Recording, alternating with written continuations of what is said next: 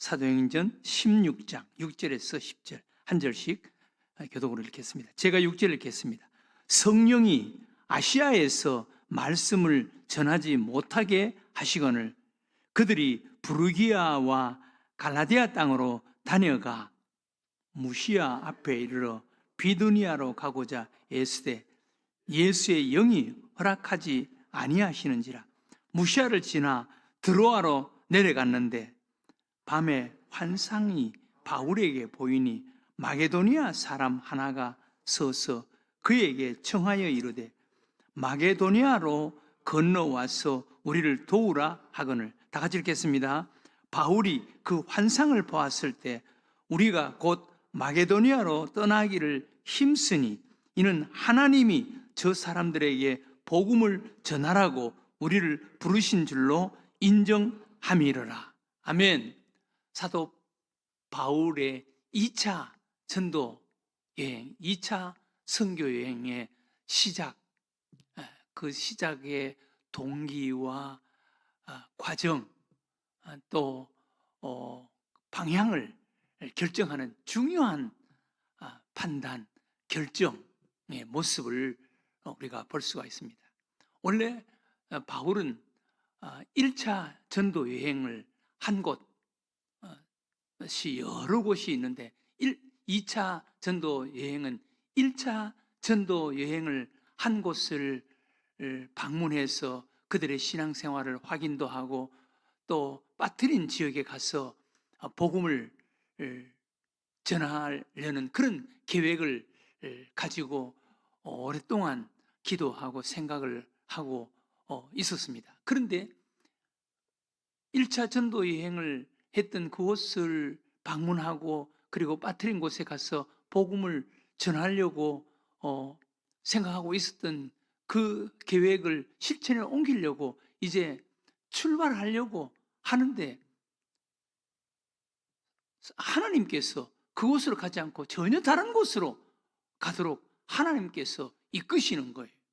근데 여러분, 우리가 오랫동안 생각해왔던 것들을 완전히 그 생각과 계획을 바꾸고 새로운 곳으로 가려고 하는 이런 결단, 이것이 참 쉬운 것이 아니죠. 그런데 사도 바울과 실라죠. 는 이것이 성령님의 뜻이다. 이 삼위 하나님의 뜻이다. 라는 것을 알고 과감하게 그 길을 선택해서 가는 것을 볼 수가 있습니다. 우리도 신앙생활, 우리 인생의 삶, 우리 예수 믿는 사람들은 인생의 삶이 바로 신앙생활 아니겠습니까? 우리가 인생을 살아가면서 또 우리 신앙생활 하면서 이런 성령을 쫓고 따르는 이런 결단, 이런 성령의 순종, 이것이 참 중요합니다. 여기에 하나님이 함께 하시는 삶, 하나님이 지배를 받는 삶, 하나님이 주인이 되는 삶이 되는 것입니다. 오늘 사도 바울의 모습을 보세요. 삼위 하나님, 성령의 마음속에 간섭하시는 하나님이 바로 삼위 하나님이라는 것을 사도 바울이 우리들에게 보여주고 소개합니다. 여기 6절에 보면 뭐라고 그랬습니까? 성령이 아시아에서 말씀을 전하지 못하게 하시거늘. 성령님이라, 자기 마음속에 간섭하시는 분이 성령님이다, 그렇게 이야기합니다.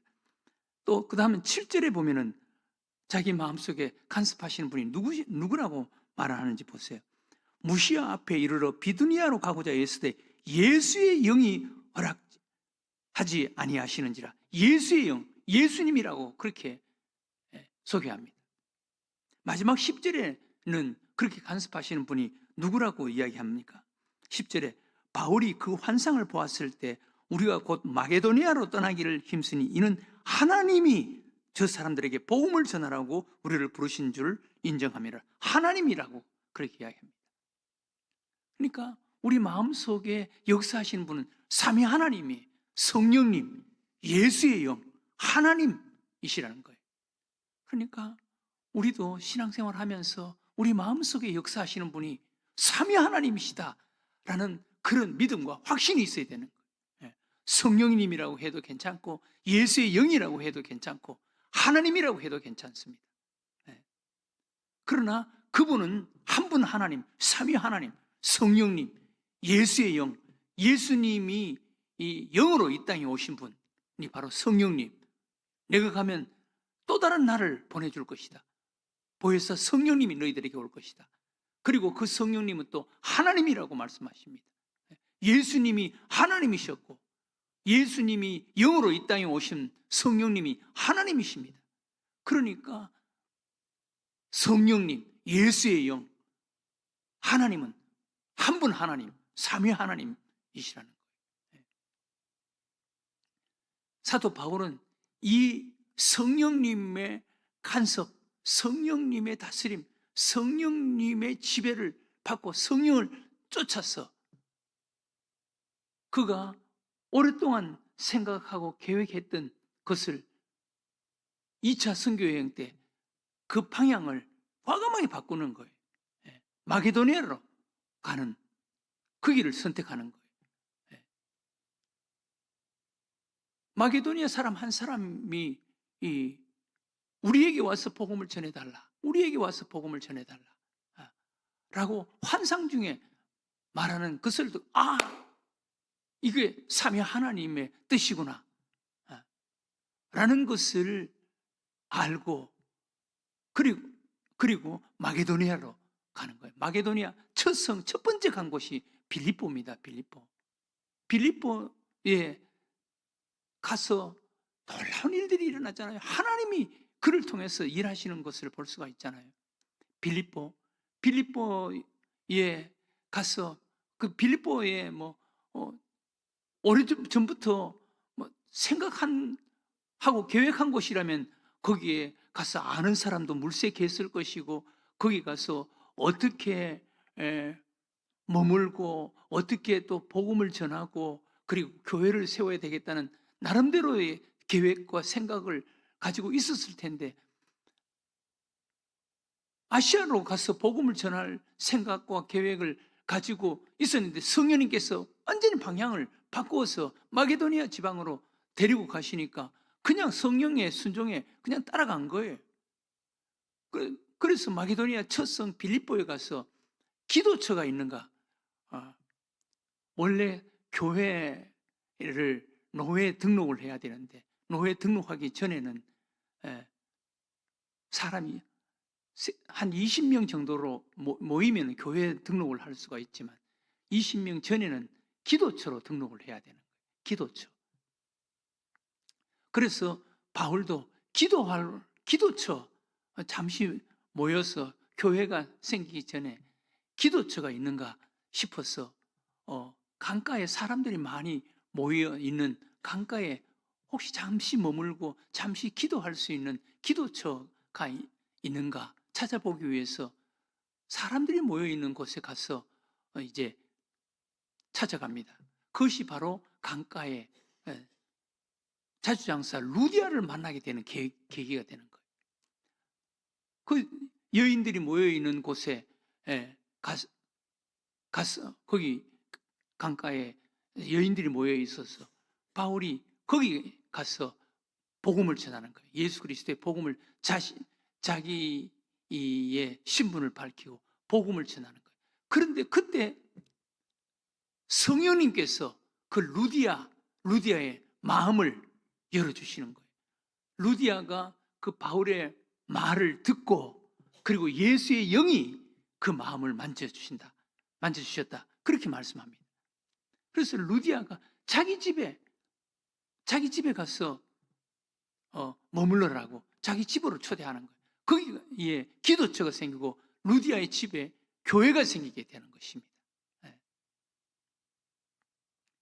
근데 거기에 루디아의 집에서 잠시 머물려는 그런 생각을 갖고 이튿날 나와서 복음을 전하려고 하는데 귀신 들린 한 여종을 만나게 되는 거예요.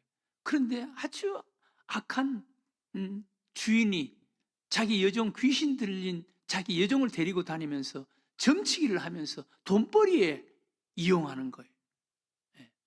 돈벌이의 수단으로 사용하는 거예요. 그것을 보니까 바울의 마음이 너무너무 아픈 거예요. 예. 여러분, 돈이 아무리 좋다 그러더라도 귀신 들려서 그 고통당하고 있는 그 여종을 돈벌이 수단으로, 여러분, 우리가 돈 아무리 많아도 그렇게 귀한 건 아닙니다. 그죠? 적당히 먹고 살면 하나님, 예수님께서 기도하라고 오늘 일용할 양식을 주옵시고 오늘 필요한 것 있으면 되는 거지. 매일매일 하나님께서 공급하시는 오늘 일용할 양식이 있으면 되는 것이지, 돈이 아무리 많다고 해서 건강이 좋지 않으면 그거 무슨 의미가 있겠습니까? 네. 그런 악한 방법으로 돈을 벌려고 하는 그런 생각은 가지면 안 되는 거예요. 열심히 정말 하나님을 믿는 믿음을 가지고 열심히 살다 보면 하나님이 도와주지 않겠어요? 그래서 사도 바울이 그 여종의 귀신을 쫓아내버립니다. 예수님의 이름으로 그 여종의 귀신을 쫓아내버리는 거예요. 그러니까 그 여종을 데리고 다니면서 돈벌이에 이용했던 사람이 고소를 해버리는 거예요. 고소를 하는데 여종의 귀신을 쫓아낸 것을 고소 안 하고 이 사람들이 우리가 듣지도 받지도 못할 이상한 것을 전한다, 그러면서 막 악의적으로 고소를 하는 거예요. 그것 때문에 바울과 실라가 감옥에 갇히는, 그 돈벌이 하는 사람들이 고소를 한 사람들에게 돈을 줬는지 로비를 했는지 바울과 실라를 재판도 하지 않고 그냥 그러다가 매를 때리고 온몸에 피투성이가 된 채 착고에 채워서 쇠사슬 묶어서 지하 감옥 속에 던져놓는 거예요. 그런데 바울과 실라가 그 밤에 그런 상황에서 그 밤에 거기서 기도하고 찬송 부르잖아요. 성령에 이끌려서 다니면은요, 어떤 일이 일어나더라도 이거 하나님이 하시는 것이다, 성령님이 하시는 것이다 라는 믿음과 확신이 있으면 어떤 상황 속에서도 기도하고 찬송 부를 수가 있죠.